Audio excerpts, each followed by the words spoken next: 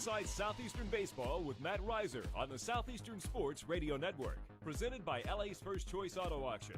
It's your chance to hear directly from the head of Lion Baseball. Now, from Black and Brew in downtown Hammond, here's Alan Waddell. Southeastern Lions were on the road all weekend and opened up conference play over the weekend. Friday and Saturday, Southeastern got locked up in two pitchers duels and came just short before taking out on Sunday on Salad for the series. Are you hearing that? We're having a little technical difficulty here, so let me try to get to this in just a moment. But hey, we want to welcome you to Inside Southeastern Baseball. I'm Alan Waddell, and certainly we're live here at Black and Brew in downtown Hammond. Thank you for listening on the Southeastern Sports Radio Network. Are also watching us live on YouTube, the Southeastern Sports Network. I'm going to go ahead and take a quick break. When we come back, Matt Reiser will join me. We'll try to get some of this stuff ironed out. But this is Inside Southeastern Baseball with Matt Reiser, presented by Louisiana First Choice Auto Auction and Black and Brew on the Southeastern Sports Network.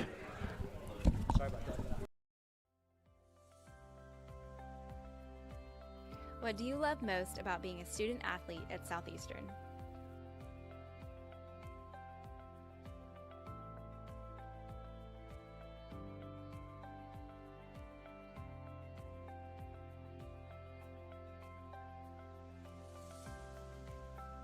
So I chose teammates for life because on our golf team, nobody's from the same spot, but the friendships we've made, once we graduate, I know we'll always be friends, we'll always see each other, we'll always come back and visit.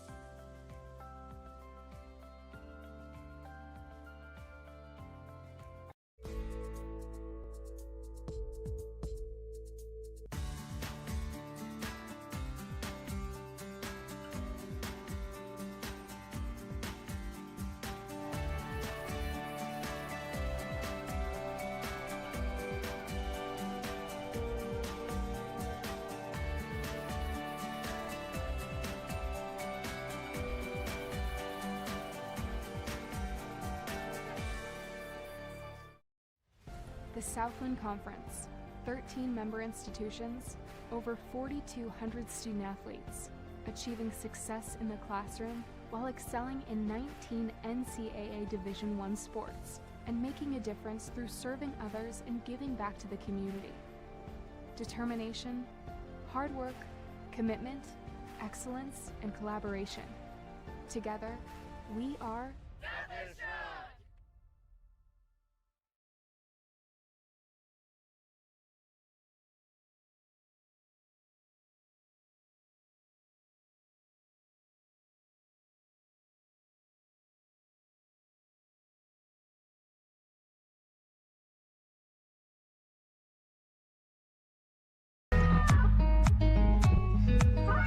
All right, welcome back. Still got a little echo here. See if we can get that thing worked out. But we're live here at Black and Brew. Y'all have a echo out there as well? We're gonna try to get this straightened out. It'll be tough to go through the whole thing, Matt. Welcome to the show here. That sounds better right there a little bit, as I can hear myself now better. But this is Inside Southeastern Baseball with Matt Reiser. We're presented by Louisiana First Choice Auto Auction and Black and Brew on the Southeastern Sports Network. Again, we're trying to iron a couple of things out here, but we'll get with you here in just a moment. At this time, we're going to welcome to the show the head baseball coach of your Southeastern Lions, Coach Matt Reiser. And Matt, thanks for being here. As we're trying to get some of these issues ironed out, but I know on the week you go one and three. Tough schedule though, all on the road. You opened up conference play. You knew going into the weekend with UCA that they were going to provide challenges what they do on the mound. Yep. And they were as good as advertised on Friday and Saturday. Yeah, it's like we talked about during the break. This happens during the 1-3 weeks, not the 4-0 week. So it'd be a good week to go 4-0, so we don't have these technicalities next week. At the end of the day, we knew what we were getting ourselves into this week. Obviously this offense has got to continue to grow and go a little bit more. You don't want to take anything away from their two arms this weekend. They were two of the best ones we've seen, but we've seen a lot of good arms. That's why we played the schedule we did early season, was to prepare for conference and see some of these guys. And by now we got to start making adjustments. We can't be able to continue to have the same mistakes. We'd be getting out the same way, pitch through the same way.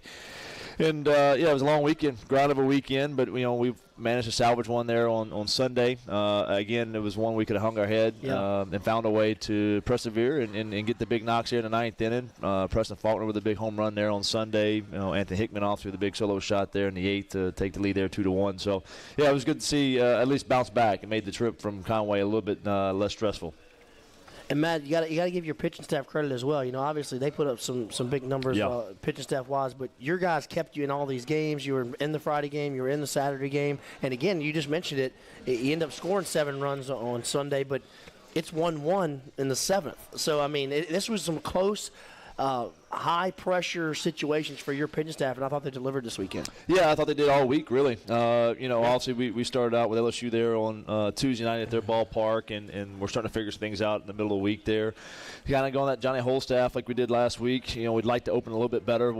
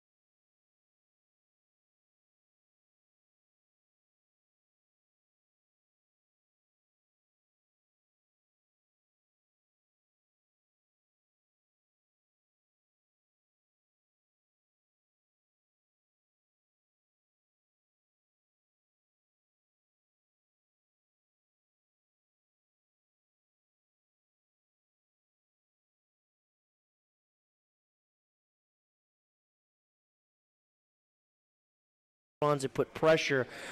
Where are you at right now with this young group, with these guys that are these new guys in these roles, as far as executing offensively the way you want to, even when you're maybe not going out there and getting 7 or 8 hits? Yeah, that's what it comes down to. When we're scoring runs, we're executing. We're executing the slasher runs or the bunts or the straight steals, hitting runs, whatever it may be, getting a guy in from third, less than 2. The quality at bats have got to obviously go up, and I thought, obviously again we're working through this, man. We're not going to be accused of lack of effort. That's for damn sure. We're going to do a good job of going out there every day, regardless of what the result was the day before, and giving our best effort and continue to try to figure it out. And guys are starting to do that in their BPs. They're trying to figure out, the plan and approach, what they're trying to do early in the counts. When sometimes you get some new guys in there, they get excited. They think offensive is hitting. They want to swing at every single strike. They're afraid to take any strikes because they feel like they're getting down the count. And it's just a matter of build a 2-strike plan where they get confident. Hey, man, if they don't get the pitch they want early in the count, no big deal. They get 2 strikes and they go battle. And I thought we did that on Sunday, and therefore we got to the bullpen. Look, this game it's a tough one, man. When you think you got it figured out, it'll humble you fast. No doubt. And obviously it'll beat you down sometimes. But the biggest thing is you got to pick yourself up. And again, for our guys to finish the week on a good note yesterday, I thought was a huge positive for us going into this week. Matt, have you ever, since you've been here at Southeastern, I was trying to go back in my brain. I'm going to put you on the spot here for a minute, but do you remember a lineup that we ran out, especially, look at the middle of the order. I mean, you have a lot of freshmen in the middle of that order. You know, what you're trying to do. I mean, is this the youngest lineup you've put out there since you've been here in Hammond? Yeah, probably one of the younger lineups. And you're not making excuses. I'm just pointing out. I mean, this is a freshman guy sitting in 3-4-5 hole for you. Yeah, no, it's just reality. We've had some guys who are returners who have struggled a little bit here early, and they're starting to have better at bat. So, you saw Preston Faulkner get back into the 5 hole there on Sunday, as opposed to starting out the week in the 9 hole. To open up the week, his at bats are becoming much more like Preston Faulkner. Trey Harrington got back in that lineup there on Sunday, looked good for us again. His bat was kind of cold there early. So some of those returners, when they're not off to a great start, you got some of the new faces in there having to be the guys. Obviously, put some pressure on those guys to do it on a daily basis. So I think this is probably one of the newer lineups we've had, but we also knew this was the newest team we've ever had too. But again, it's not making an excuse. It's a matter of learning how to win. And we talked about that. Saturday night after the ball game, losing another tight one there. I wasn't real pleased where our energy was in the dugout. We get a base knock there to make it 2-1. You get a big 2-out RBI by the freshman and Christian Garcia, who'd had a rough night to date, and then also gets the base knock. It was the energy in the dugout was like, okay, yeah, cool. Kind of more of a relief. Okay, well, we didn't get it shut out. Type of deal. I said, okay, instead of the mannerism of being our thought process of, hey, that's all we needed. Now we're about to win this ball game type of deal. So it's them learning that mentality. It's them learning that we can do it from a defensive standpoint, which we did yesterday. But even if we're down by 1 or 2 runs and facing a good arm and facing their closer or whoever it may be, we can still string those ABs together and ground on some at-bats to get those runs that we need. Matt, are you at all concerned? I know the game has changed, over the last few years with strikeout numbers are up. Are you all concerned with the strikeouts your team has had? Yeah, absolutely. You're not walking a lot. You're striking out a lot, though. Yeah, usually those kind of go hand in hand. Usually if your strikeout numbers are up, your walk numbers are up as well. But ours for the weekend, and obviously after the first 2 days, I think we had 26 strikeouts and only 2 walks. I mean, that's astronomical numbers. It's hard to kind of fathom some of those numbers. I think on the weekend. Only walked 3 times on the weekend. Yeah, walked 3 times on the entire weekend and 36 strikeouts for the weekend. So that's a really, really tough to do. Barry Bonds is one of the greatest hitters in the history of baseball. What made Barry Bonds so good? He swung strikes and took balls. We've been trying to do the opposite of that. I think that, again, that's part of that offense, trying to press a little bit and trying to think that offensive is getting hits. They look at a batting average number. We try to get them to not look at that number. That's a very misleading number to look at. We try to get to look at the quality of bat numbers. How many pitches you seen in at bat? Hey, if you're going to get a starter out, a guy like Gavin Stone on Friday night who no-hit us, you're not going to go up there and do it by hitting his first pitch slider. He landed the slider first pitch, go fastball in the second pitch, and then spin us off the plate, and we swing strike 3 off the dish there to finish us off. So you're going to beat that guy by getting his pitch count up. And then finally, eventually, he makes that mistake where whether it's a couple guys on base that he hangs the slider, or maybe and you take a couple of sliders, you get yourself in a fastball count, and you get the base knock with a couple guys in scoring position. That's how you beat that guy on Friday night. And also, we haven't done too much of that here to date. So that's some of those new guys learning. They're used to being in high school baseball or junior college baseball. The pitching is obviously less caliber, where the hits and the batting average, that's what everybody wants to put stock into. When we get into recruiting, something we can talk about maybe even a little later, everybody wants to send us the batting average number. I could care less what batting average is. I want to know what your quality of bat is. I want to know what your hard contact percentage is. I want to know how many times you walk and what your strikeouts are. So we've definitely got to get that changed. Our HBPs is something we've always hit by pitches is something we've always prided ourselves on, and we don't have a ton of those right now because the guys don't have to pitch us in because we're getting us out the same way, middle away. Right. We saw more of that on Sunday. We kind of changed that approach a little bit. The guy had to start trying to go in a little bit more. Didn't command it as well. 3 HBPs, and therefore you get some base runners in that situation. You see more pitches. You get into the bullpen, and all of a sudden you hit the lefty out of the ballpark, and you win a ball game there late. So that's how you end up beating good clubs with good arms. And Central Arc, man, that's a good staff. I mean, they're traditionally, that's what they do. They pitch and play D. They're very confident in it. They play well at home. They do. They're a good ball club at home. They're a tough ball club to play up there at their place. But at the end of the day, we got to come out of there with that series and get back to work. All right, we're going to break down all these games when we come back. This is Inside Southeastern Baseball with Matt Reiser, presented by Louisiana First Choice Auto Auction in Black & on the Southeastern Sports Network. Stay with us. The countdown to Katy has begun. The Southland Conference Basketball Tournament at the Merrill Center in Katy, Texas. Experience it live as Southland Strong teams compete for a tournament title and a chance to go to the dance. It's affordable family fun and great college hoops action. Tickets for the Southland Conference Basketball Tournament are on sale through school ticket offices and Ticketmaster.com. What's up, Lion fans? It's Nate Big Easy Lofton of the world-famous Harlem Globetrotters and also Southeastern Louisiana University. Can't wait to be back home March 12th in the University Center. Can't wait to see you there. Line up.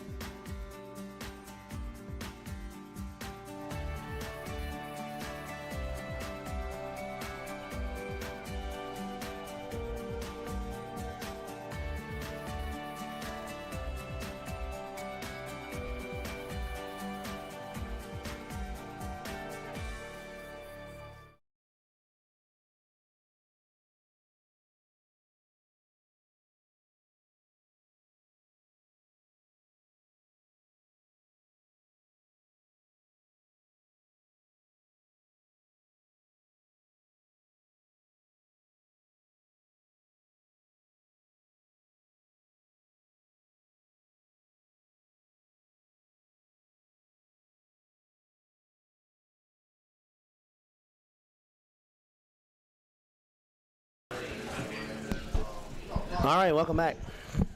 We're live here at Black and Brew in downtown Hammond. This is Inside Southeastern Baseball with Coach Matt Reiser. I'm Alan Waddell. We want to thank you for spending your Monday afternoon, Monday lunch hour with us, as we're going to be doing this each and every Monday right here at Black and Brew from 12 to 1. As Lions had 4 games this past week. They opened up on Tuesday night against LSU on the road in Baton Rouge. And, Matt, you just kind of had a feeling they were going to come out and play. They were coming off getting no hit their previous game against Oklahoma, and I thought early on they had some good at-bats against us and were able to get a couple of runs early. We threatened late and certainly had opportunities though late in this ball game. Yeah, we talked about this one a little bit. This just came down to the 2-out opportunities that they capitalized on and we didn't. They had a big knock there early in the game, got the 2-run base hit through the right side and just kind of relieved a little bit of the pressure that they had from the no-hit night. The 2 nights before. So, we were trying to get off to a right start in these midweek games. Unfortunately, the last 3 midweek games, I think we've given up somewhere,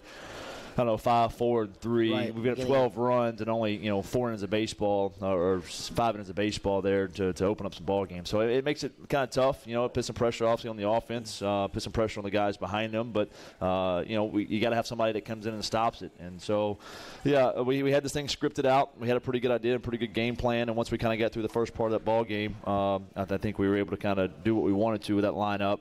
Dalton Rogers, I thought, responded well. He made one bad pitch there to the freshman Doty, and when you hang a changeup to a guy like that, the guy's gonna hit out of the ballpark like he did. But came right back on the flip side of that through strike 1, had 3 punch outs in the 2 innings of work. So it was good to see him kind of respond, especially in that atmosphere and that type of ordeal. The biggest thing was for him was 0 walks. We've talked about how special Dalton can be if he's in that zone. The stuff is elite as elite. I mean, you're gonna watch guys in the SEC and the Power 5s pitch on Sundays. His stuff's gonna match right alongside with those guys in that 89 to 91 range up to 92 with 4-pitch mix. And if he can just command it, man, he's got a chance to be real special for us. So the good part about this is we're still early in the season, and I think he can kind of manifest into one of those dudes for us, obviously, and maybe even take this midweek role, maybe a weekend role for us when it's all said and done.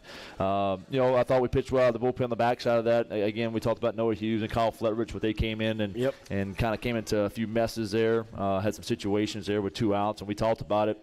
After Dalton gave up the 2-out, 2-run home run there, I think it'd make it 5-1 or whatever it was, or 5-0 at the time. I got the staff together there in the 3rd inning or 4th inning after the home run and told them, hey man, all you guys are getting ready to come in. If we get the 2 outs, nobody scores. Just shut it down. Just put it in your mind. Hey, man, okay, this is that 2-out situation Coach Roger was talking about. Nobody scores. Bear down, execute your pitches, locate your pitches, and just be tougher than the dude in the box. And we did that. I thought Noah Hughes and Kyle Flittrich did a really good job of that to keep us in the ballgame. Offensively, on the flip side of things, I thought we had some better at-bats, man. The second and third, 1 out. We get the sac fly there. And then Champ comes up the bat with the lefty. They bring out the bullpen. Hits the ball well. Another 6 inches to the right. Gets in the 6 hole, and it's a 6-4 ball game. Preston Faulkner comes up with a couple guys on base. Really did a good job of taking some balls. And that's where Preston really, you can kind of see it there on Tuesday night and kind of progress through the weekend. It is. It's close, man. He's starting to take the balls like he's supposed to, put himself in better counts. Therefore, he's getting better pitches to hit. And he's a good hitter, man. When he gets good pitches to hit, he can hit them. He can hit them a long ways. He put a charge in that one there in right center. If the ball gets down again, if it's 6 feet to the left, it's in the gap, and it's a 6-5 ball game. So a couple of those things, they go our way. We're in good shape. Unfortunately, they did not. But I think the process is right. It's hard not to get result oriented, especially with who we are and what our expectations are of our club year in year out. But I think the process is in the right direction. So therefore, the result's going to change here pretty shortly. Well, Matt, offensively, you mentioned the sac fly and also had an RBI single was Christian Garcia. I thought he had a couple good bats in there, hit in the middle of your order. Obviously, it had to be a thrill for Jacob Burke to homer at the box. He played high school and basically in left field over there at University High. And then Nick Ray hit a couple of balls right on the screws, had a couple of extra base hits as well. And he's another guy that you kind of see it coming. Is again, I think if we want to get this thing to where it needs to be, Nick Ray, Preston Faulkner, those guys, they got to hit the middle of the order, and we're starting to see that. Yeah, absolutely. And I think when you look at Sunday's lineup, when we get to Sunday's game, that 3-4-5 is kind of more of what we're looking for. With Nick Ray's and the Jacob Burks and the Preston Faulkners there in the middle of that lineup. Trevor Rugg was another one we put in the DH spot for us in that 6 hole. That's kind of more what your middle order should look like. You put Champ more up there in that leadoff or 2 spot, especially with Keller being out right now, to kind of help get on base for those bigger guys. We're looking at hopefully by next weekend, the next conference weekend. Not this weekend. He'll be out again this weekend. Didn't make the trip with us this weekend. We wanted him to also kind of get some rest and be able to relax a little bit. He was pretty sore as the days kind of after the one off the face. So really hoping to have him back for Abilene Christian. Be nice to have that guy back and again be able to be versatile enough to run the lineups out we want to. And just what he brings to the team, man. He's one of our leaders. He's one of our guys that that energy is definitely different in that dugout and on that field when he's on the baseball field with us. So hopefully here, for Abilene when we get back in the conference play, he'll be ready to rock and roll. Well, Matt, let's talk about Friday night briefly against UCA. And this doesn't happen very often, but got no hit against UCA. And Gavin Stone, he was outstanding. 9 innings pitched, no hits, only 1 walk. No earned runs, obviously, 13 strikeouts. But Trey Schaefer, your guy, was good as well. 6 1/3, only gave up 2 hits, struck out 9 as well. And currently he's in the top 10 in the country in hits allowed per 9 innings. Trey Schaefer has been outstanding to start this season, and that's a tough luck first loss of the year as you drop a close one 2-0 on Friday night. Yeah, I think the thing with Schaefer is that was encouraging. Obviously, is he got us into the 7th inning. Also that is deepest of the year. Yeah, that is his deepest of the year. 9 strikeouts. He still had his stuff there at the end. The stuff did not decline.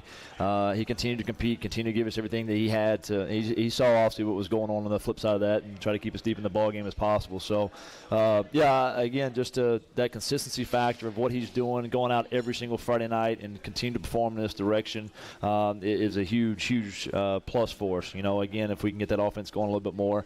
You don't want to take anything away from Gavin Stone, man. He's good. We saw it last year in a relief role against us here at our place, and you knew what he was going to be. He's off to a good start this season as a starter. And at the end of the day, man, it was his night. So we've got to find a way to obviously break through on those guys. But at the end of the day, man, it was his night, and it is what it is, and we had to get back to work there on Saturday. Lions take a tough loss, 2-0 on Friday night against UCA. Again, Gavin Stone was outstanding. Trey Schaefer was good again. And, Matt, we were looking at his numbers kind of at the break. What Schaefer got 32 strikeouts in 22 innings. He's striking out over 13 per 9 innings. He's done very well. And, again, this is a guy that I know for the last few years your staff, yourself has really talked highly about what he could be. Yep. And he's kind of settling into one of that top of the line. front guy starter in this league, and he's showing that he can give you a consistent outing every time. Yeah, absolutely. He's done a good job of developing, and again, it just goes back to his buy-in factor, man. He's bought into it, he's committed to it, and he's obviously continued to reap the benefit of all that. All right, well, let's go ahead and squeeze in another break. When we come back, we'll talk more about the weekend against UCA. Lions played again on Saturday and Sunday. We're going to break down both of those games when we come back right here on Inside Southeastern Baseball with Matt Reiser, presented by Louisiana First Choice Auto Auction and Black & Brew on the Southeastern Sports Network.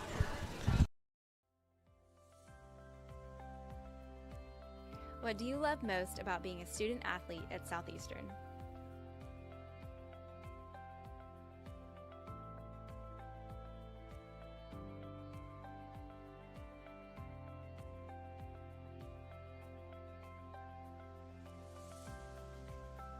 So I chose teammates for life because on our golf team, nobody's from the same spot, but the friendships we've made, once we graduate, I know we'll always be friends, we'll always see each other, we'll always come back and visit.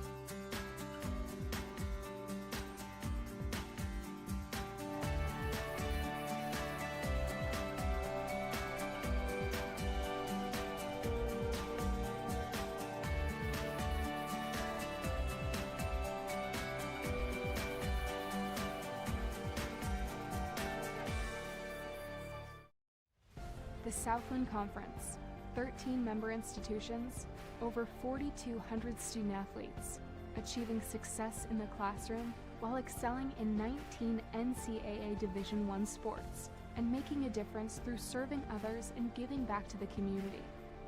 Determination, hard work, commitment, excellence, and collaboration. Together, we are Southeastern!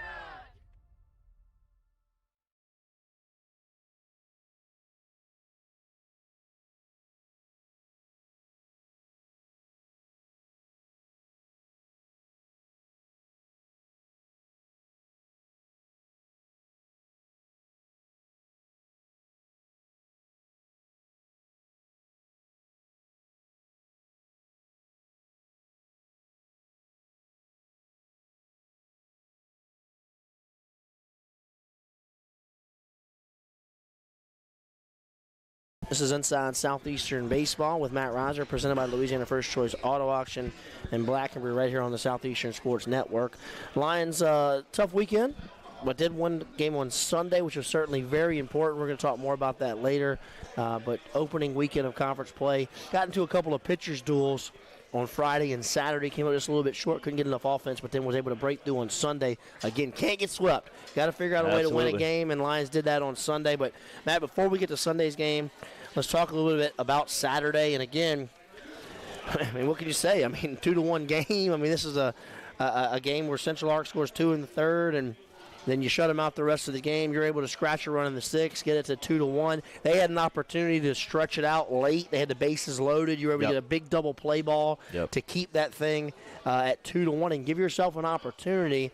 Just could not muster enough offense in this one to get it done against Cameron, the big lefty. That for them a year ago. He's a good player. Yeah, it was freshman All-American a year ago. Obviously had a really nice year for them, and as a preseason first team All-Conference, you know, they got two of them, Stone and Cameron. And again, we knew what we get ourselves into. Guy's got a phenomenal changeup. He can throw it in any count, any time he wants to throw it in there. He can. He's got a slurve he can throw in there as well, and the fastball he commands to both halves of the plate. So, you know, again, you're going to have your hands full. You just got to get in there and grind on some ABs and figure it out. You know, this one was frustrating because, you know, unfortunately, the 2 runs they scored there in the third inning, you know, Garcia's in left field, and just, you know, one of those deals, man. It's kind of the way it's going right now. He hits a pothole and falls down on a routine fly ball.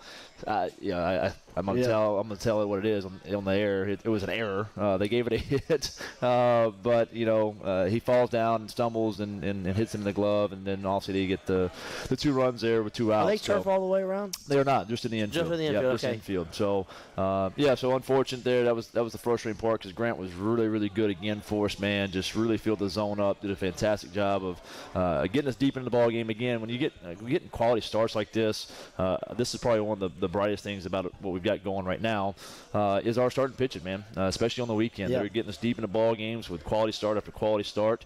Grant gets in the 7th, goes 6 2/3, and only gives up the 2 runs there. 5 punch outs, 2 walks, just does a good job of pounding the zone. And then Noah Hughes comes in and does his deal. Whilst he keeps it where it's at and gets a shot there late. And unfortunately, just we had a nice at bat there. Again, this is where Preston Faulkner comes on the backside of Garcia. Very similar to Tuesday night. Gets in a situation, a couple guys in scoring position, has a nice at bat, sees a couple pitches that he didn't want to swing at, and then gets the pitch he wants and hits one all the way to the Warren track. Another 5 feet. It's out of the ballpark, 3-run home run. And we're talking about a different story. Coming out of Central Arc with a series win, but at the end of the day, we didn't. But you can see again progressing. Not getting caught in the result, getting caught in the process. It was a much better process of what we're looking for out of Preston. And then also he throws that big haymaker there on Sunday that kind of finishes some things off for us, gets back in it. But a tough one, man. We talked about it Saturday night after the game. We've got to find a way to win these games and be confident that we're going to win these games when we're down. I think we're very confident what we're doing, as a staff.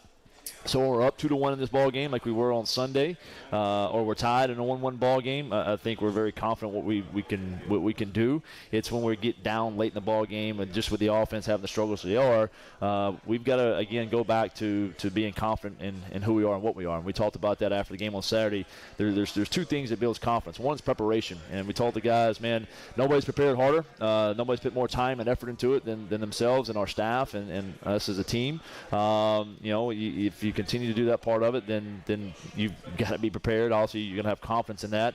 And then 2 is obviously the belief, the trust in each other, the trust in yourself to be able to get the job done, that you're talented enough, that you're good enough, and that builds confidence. So we've got to continue to do that there at the plate, and also give us confidence there in late ball games like we did when we come back against Stony Brook. Some of those ideas. So it's close. Again, the result's not what we wanted in this on Saturday, but the process is definitely going in the right direction, trending in the right direction. I know we're gonna, we got to figure it out. Obviously, in the midweek we've had some struggles there, but on the weekend we've been pretty good. I mean, pitching well. I mean, you're in every game. You've had an opportunity to.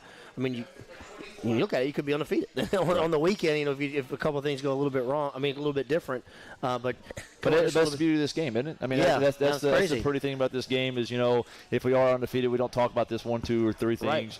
But that's getting them to understand the importance of it in a game. In all honesty, and that's getting the guys 1 or 2 plays every game. It is. It really is. You can go back, and that's what frustrates you as a coach. That's the things that keep you up and keep you sleepless at night, because you can think of the 2 or 3 things if you just did this thing different, or called that different pitch, or called this different bunt coverage, or call this offensive play different, that it's a different outcome for you, and you guys feel good about what they're doing because you get a win. You take that on your shoulders. So, but again, that's what we enjoy about doing this. It's the insanity of it that we love it and hate it at the same time.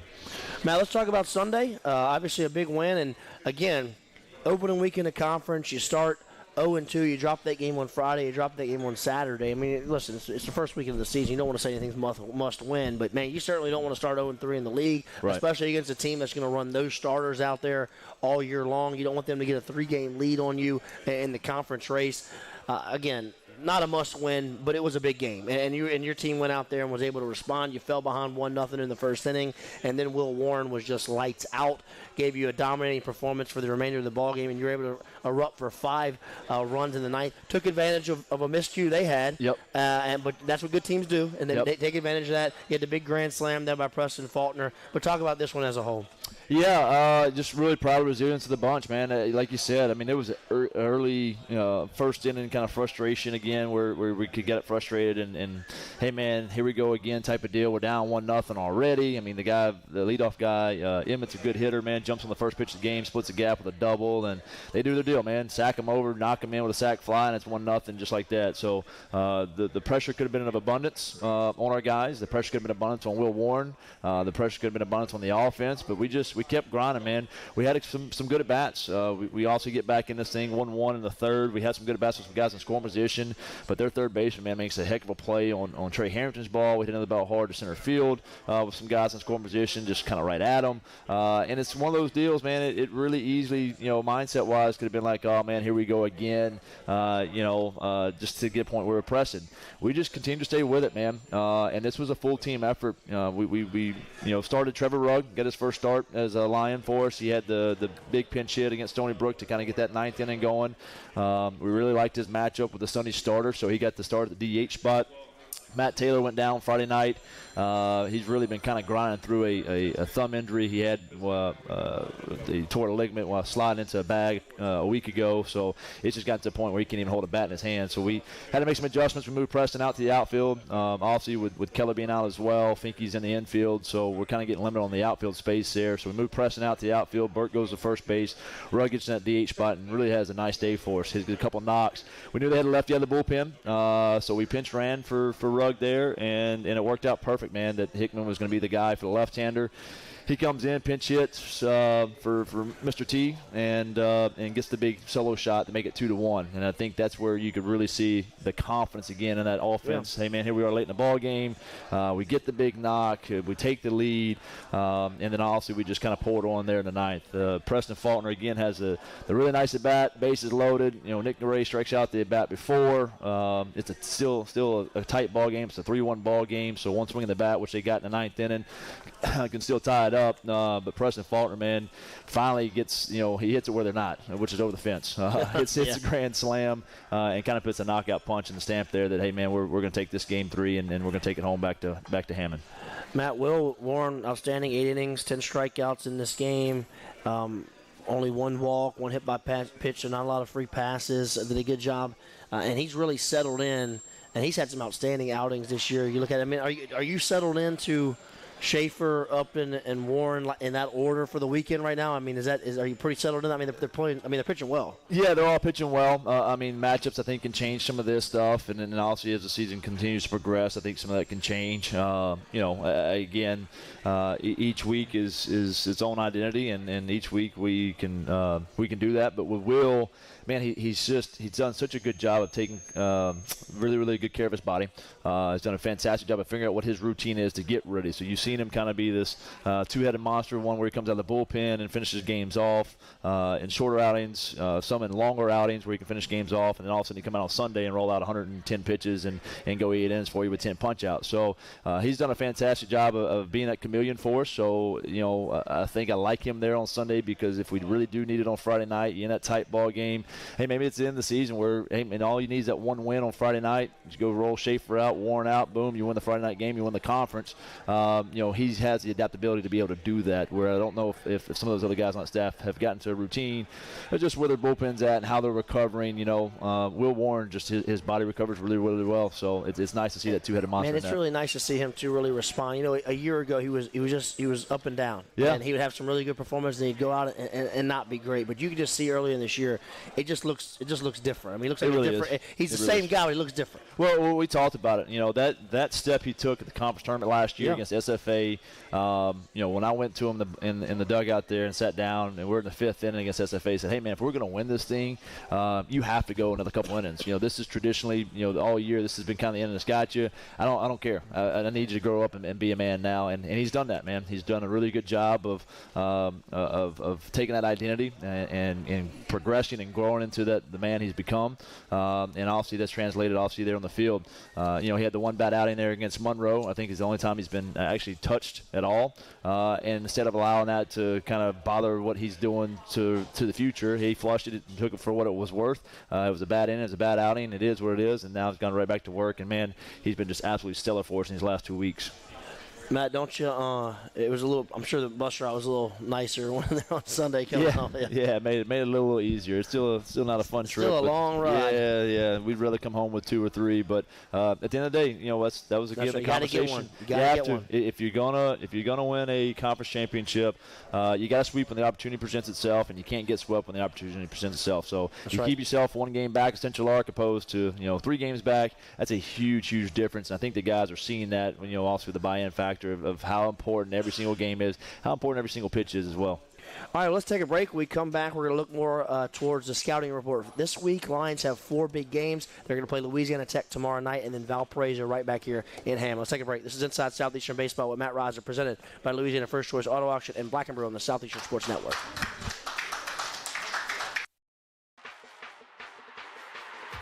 The countdown to Katy has begun. The Southland Conference Basketball Tournament at the Merrill Center in Katy, Texas. Experience it live as Southland strong teams compete for a tournament title and a chance to go to the dance. It's affordable family fun and great college hoops action. Tickets for the Southland Conference Basketball Tournament are on sale through school ticket offices and Ticketmaster.com. What's up, Lion fans? It's Nate Big Easy Lofton of the world-famous Harlem Globetrotters and also of Southeastern Louisiana University. Can't wait to be back home March 12th in the University Center. Can't wait to see you there. Line up.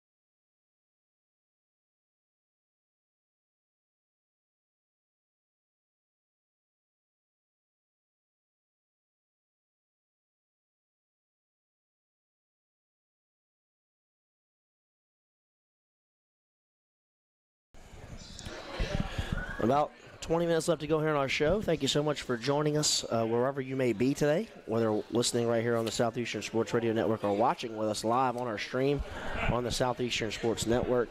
I'm Alan Waddell, joined with Coach Matt Reiser. This is Inside Southeastern Baseball. Lions were able to salvage a big game on Sunday against UCA this past week, as they'll actually step out of conference this weekend. The way the schedule worked out, kind of weird, but you play the conference weekend, and then you not play the conference weekend, then you'll go back into conference next week. So we'll talk more about conference play on next week's show. But 4 games this week for Southeastern. Tomorrow night they're going to play at Ruston. They're going to play Louisiana Tech, and they're actually playing at Ruston because they're playing at Ruston High School. Because again, if you don't remember, a year ago Louisiana Tech had some awful weather that came through and really demolished a lot of their athletic facilities. One was their baseball facility. I know they're in the middle of renovating that and getting that thing back up to speed to be able to play on. But right now they're having to play at Ruston High School, and this is a 6 o'clock first pitch. Louisiana Tech, they're coming off of a tough series this past week at Wichita State, but they're off to a good start for the season. They really had our number a year ago when we played them in the opening weekend of the season. But, Matt, talk about I know that there's some interesting splits going on. I mean, they're playing at a high school field, so it's a smaller field. Yeah. There's a lot of home runs being hit, so we might see some offense tomorrow night against Louisiana Tech. Yeah, it is. It's a much smaller ballpark, but it is what it is. You got to go out there and play in the elements. Yeah. And no, this turf. It is turf. It's a nice facility, and we're fortunate enough to be able to play them and get an opportunity to play, and get out there and do our deal against good competition. So, we'll head up that way tomorrow. A lot of folks were asking if we were going to stop there, stay there. We got the kids back so they could go to school today. We'll be able to make a couple classes tomorrow and then head up that way for that nightcap game tomorrow night at 6 o'clock. Don't know who we're starting yet. We're going to meet at 2 o'clock as a staff to announce the starter. They're kind of the same boat. They've used a lot of arms from this past weekend. They showed some offense this weekend, but used a ton of their arms. Their guy they've been going the midweek, and Martinez pitched, I think, twice this weekend.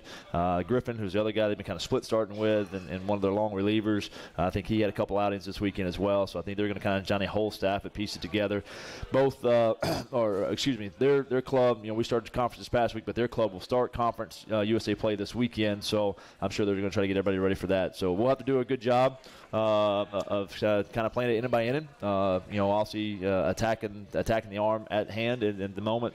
It's not one of those we're going to grind on and try to get pitch counts up like a Friday night starter in Gavin Stone. Again, still be selective. Be selective of what we're trying to hit early in the count. If we don't get that, then get the 2 strikes, get our 2-strike plan and approach. But we're really going to have to execute, from pitcher to pitcher and inning to inning, and just kind of look up at the end of the ball game and have obviously one more run than them. Pitch staff wise, again, I'm sure we'll see a few matchups. There's only 5 arms we use this weekend, or 6 arms maybe we use this weekend. So we'll need to get a few guys out there to get out there and get back on the bump and do their deal as well. So make sure they're ready for the non-conference coming up with Valpo. I know there was some questions as well about radio broadcast for tomorrow night. There will be radio. So Damon Sunday, the voice of your Lion baseball team, will bring you that broadcast. The game is at 6 o'clock. But there were some questions because it is at Ruston High School. They don't have the internet, Ethernet situation, right. And phone lines all set up for Division I Gall. But we were able to work with some local radio here, and Damon was able to reach out. And so the game will be televised. So make sure you put that on your calendar that you can listen to that game tomorrow night, because I know this weekend he said that there was a possibility we would not have radio coverage for tomorrow night, but we will. So Lions, Louisiana Tech tomorrow night at 6 o'clock from Ruston High School as they're going to take on Louisiana Tech. You mentioned it. Coming home this weekend, you're going to play Valparaiso. This is a team that's from Indiana. Right. I always think of, I said this to you earlier, when I think about Valparaiso, I think of Bryce Drew. Yeah. Bryce Drew hitting in the NCAA tournament, hitting the long shot against Ole Miss. Basketball. So that's a basketball situation. But that's what I always think about when I think of Valpo and Valparaiso. Kind of put those guys on the map. But they're kind of making the Southern tour, and they're going to be down here to play your team this weekend. Yeah, they are. They came down, I think, 2 weeks ago and played in the McNeese with the McNeese tournament with Southern Miss and McNeese. And they got a Friday night guy just like everybody. I mean, nobody nowadays doesn't have a guy on Friday night. You're going to face a dude, and you're going to have to get in there and grind on it, and it's going to be a tight ball game more than likely, and execute some things offensively and play good defense, and obviously pitch on the flip side of it. They just made a transition to the Missouri Valley League, I think 2 years ago, so they're still transitioned to a very good league. If people aren't familiar with the Missouri Valley, you're talking about the Dallas Baptist of the world, who's been in regionals 12 of the last 14 years or whatever it is, and Illinois State last year, who won the Missouri Valley, is a very good club as well. It's usually a 3-bid league, so they compete in a very a high-level league. I think a league that's very similar to the Southland, so they'll be ready to rock and roll. They're trying to get themselves prepared and ready for Missouri Valley play as well. They're making the Southern tour, like you said. They took one this weekend down at I think Georgia Southern, and then had a rough weekend there at McNeese. After that opening night, they lost 4-2 to McNeese. I think they got drummed a couple times. So, but yeah, it'd be a club we're not familiar with, haven't seen a whole lot of, but at the end of the day, man, this is another weekend for us to continue to get prepared and continue to get better as these guys progress and hopefully get a few more guys healthy. Matt, I know you mentioned a couple times today on the broadcast, just, we got together as a staff. Right now, for those that maybe don't, I know that we've talked about it before, but with what's going on with Coach Mamu and he's been able to come to the games, but Andrew Gibson is actually coaching as well. So you actually have an extra coach right now, kind of, right? But are there some restrictions? Explain that. What's going on? Yeah, in a sense. So Coach Gipp has kind of moved in as our kind of strategic coach. He's doing a lot of the scout work report for us and kind of breaking down film with myself as well, and we're kind of coordinating back and forth. Coach Mamu was with us this past weekend. Again, coming and bringing his energy like he always does, man. You talk about just a warrior. I know y'all had the jersey hanging. We did. Obviously, the energy. It's taking a toll on him a little bit. Obviously, health-wise, he's getting back to full strength, but he's not quite there yet. So we've got to do this in bits and pieces. And those nights that, obviously the energy isn't where it needs to be, then he needs to rest. And so he did that there on Tuesday night while we were at the box. But made the trip for the weekend with us. He knew how important conference play was going to be. He knew how important it was going to be in that dugout for us. So making a run back this week. He won't be there tomorrow night. He's making a run back to Houston to have some follow-ups and checkups for the chest and the head as well. So, but again, he'll be with us this weekend. in for Valpo, and he's doing his deal, man. He's obviously helping me, making sure I'm staying on page. I've taken the pitch calling on, so he's making sure the numbers are right, the changes are right, and the guards are right, and making sure we're on the same plan and the same page as far as that goes as well. Was the NCAA gave you like a waiver? Is that how it worked? So basically there's a waiver in the understanding that Coach Mamu will be in kind of more of an administrative role, right? And obviously Coach Gipp will be in the strategic role. So I just have some people asking. That's why Coach Gipp's allowed to coach the catchers, and that's what he's taken over. From a coaching responsibility, I've taken over the coaching responsibility of the pitchers, and obviously I'll have some conversations with Mamu and kind of be the communicator for him, going back and forth until he can get back to full strength. So Lions are going to take on Valparaiso this weekend, but it starts tomorrow night as Southeastern will be on the road to take on Louisiana Tech.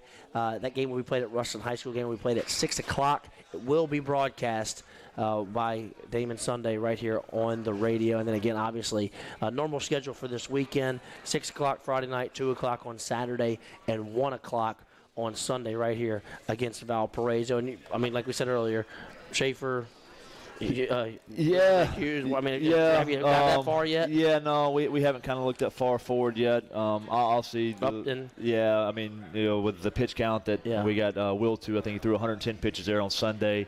I obviously would not expect him to obviously will not be available tomorrow night in relief, but maybe possibly Friday or Saturday. Yeah, maybe. Could be. So we'll probably stay with that kind of same tenure. We've seen you do that before with guys where you kind of if they don't pitch, then you'll throw them out there on Sunday. Yeah, we kind of did it a little bit with Biddy his first year, and there's been a few guys over the years. They're so adaptable, and the way the arm bounces back, the body bounces back, it's easy to do with them. So, we'll still have Schaefer Friday and Upton on there on Saturday, and then Warren will be TBA, but more than likely on Sunday if we need him.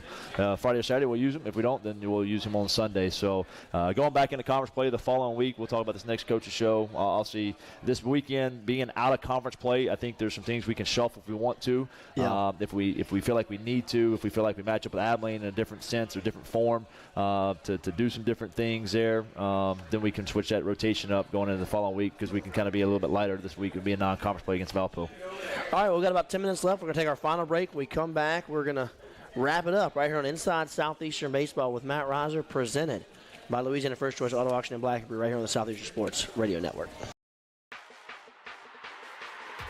The countdown to Katy has begun. The Southland Conference Basketball Tournament at the Merrill Center in Katy, Texas. Experience it live as Southland Strong teams compete for a tournament title and a chance to go to the dance. It's affordable family fun and great college hoops action. Tickets for the Southland Conference Basketball Tournament are on sale through school ticket offices and Ticketmaster.com. What's up, Lion fans? Snake Big Easy Lofton of the world-famous Harlem Globetrotters and also Southeastern Louisiana University. Can't wait to be back home March 12th in the University Center. Can't wait to see you there. Line up.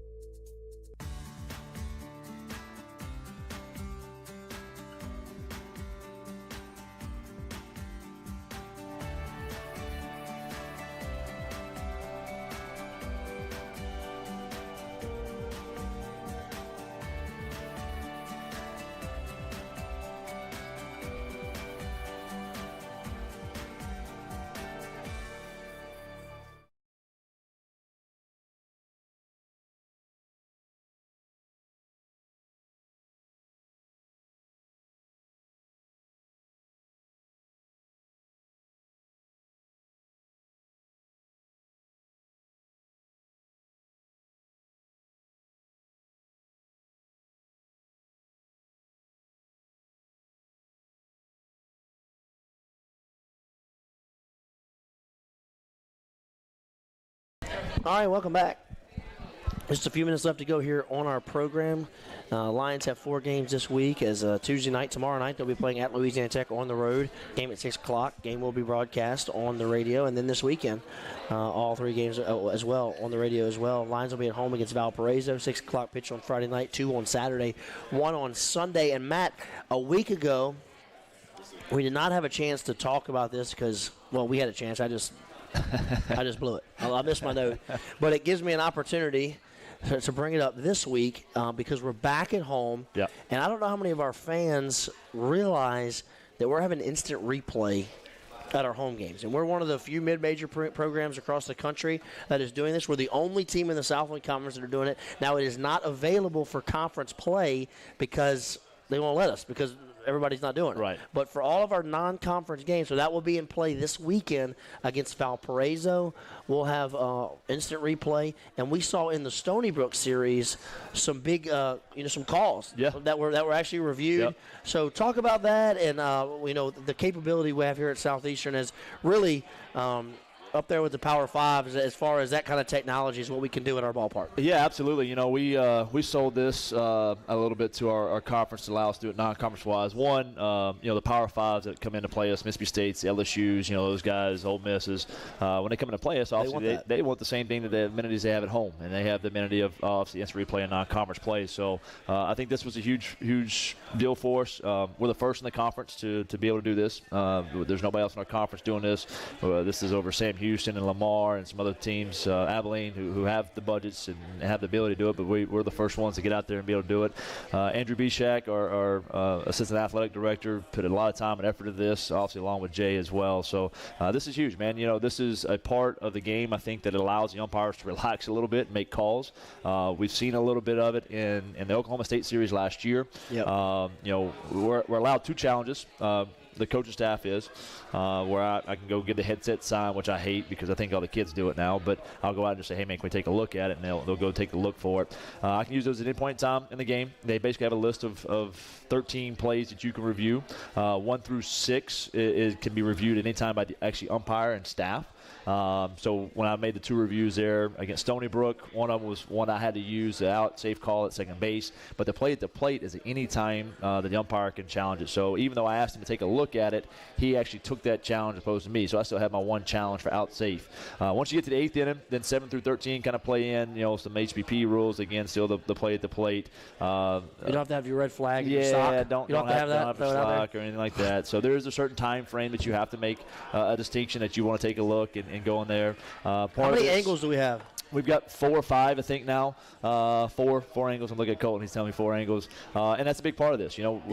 This is the camera angles and the camera shots that we get are a big part of this replay. And we're still trying to, obviously, I think we're doing a good job with it, but still trying to figure out what the intricate parts of the ball game is that, man, I didn't realize how many fair foul calls we could have if we had this angle. I don't know how many out safe calls we could have if we had this angle. We've already made adjustments. After opening weekend, we've taken the scaffold at third base and jacked it up even more so we get a better view of what we're trying to do there at home plate and at first base. So, it's something that's going to evolve and continue to adapt. I think we're all still learning in this game. But at the end of the day, it allows everybody to kind of relax. I don't have to go out there, yell, scream, right, and go crazy on a call. I think that's right. And I think they want to get it right, too. Absolutely. Nobody's trying to kick a call. And then this is the human element that we're trying to eliminate a little bit and let the game be the game. But how has the reception with the umpires been? Absolutely. They love it. I mean, they absolutely love it. They're intrigued by new stuff as well. And the technology it continues to evolve and continues to put our game in a great place, the way it should be and the way it's trending. So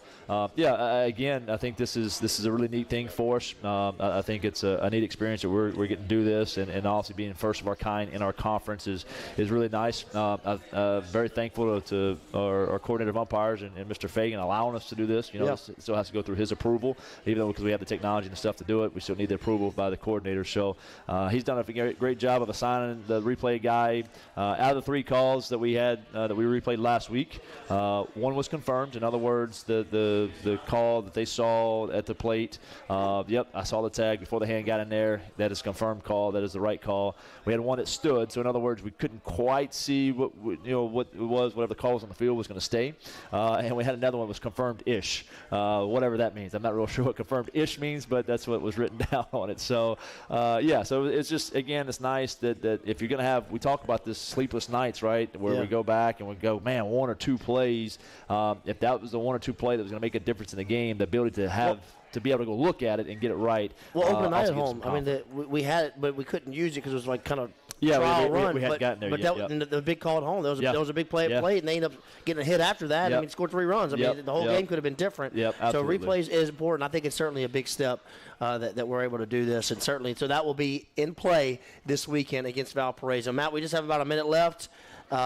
Obviously, it was big to get that win on Sunday. Yeah. You have an opportunity now, 4 games, 1 on the road tomorrow night against Louisiana Tech, and then 3 this weekend against Valparaiso. Give us your final thoughts of the night, or of the afternoon. Yeah, obviously not the start we've wanted to the season. Obviously not the start we wanted to conference play. But, again, if you're looking at results opposed to the process and the journey, they're 2 totally different things. I think things are trending the right way. I think the way we're going about our business the right way. I think we're responding the right way to some adversity here early with this club. And it's all about how you finish, man. At the end of the day, you go back and you look at last year, and you look at McNeese, for instance. I mean, 3 weeks out they got 3 weeks left in conference play. They're out of the tournament. They're not even going to be in the tournament. And then all of a sudden they win a couple games, start feeling good. They make the tournament. They win the tournament. They're in regionals, 4 weeks later. You look at a team like Sam Houston State a few years ago when they made the run to Supers, they had got swept there at the end of the season, I think 2 weeks before, and they felt like, hey, man, we lost the conference. We're out. We're not going to be able to make a regional. All of a sudden they make a run through the tournament. They're in regionals. They win the regional. They go to Supers. So it's a long season, man. It's definitely a marathon. Yeah, we still have 40 games left. Yeah, there's a ton of time. But in the same sense, obviously, the number one goal is to win a conference championship, and we've got to take weekends, and we've got to sweep when we get an opportunity to sweep, and obviously not get swept like this past weekend when the opportunity presents itself as well. So I thought we did a good job of getting that win there on Sunday. Hopefully, it puts us in a good direction this weekend. I think we need to get off the right start tomorrow night against a good Louisiana Tech team that we owe a lot. All right, we're completely out of time. That's going to do it for us. We'll see you at the ballpark this weekend. But first, tomorrow night, again, a reminder, 6 o'clock first pitch. You can listen to Damon Sunday on that game against Louisiana Tech. For Coach Matt Reiser, I'm Alan Waddell. We'll see you next time right here on Inside Southeastern Baseball with Matt Reiser, presented by Louisiana First Choice Auto Auction and Black & Brew right here on the Southeastern Sports Network. See you next week.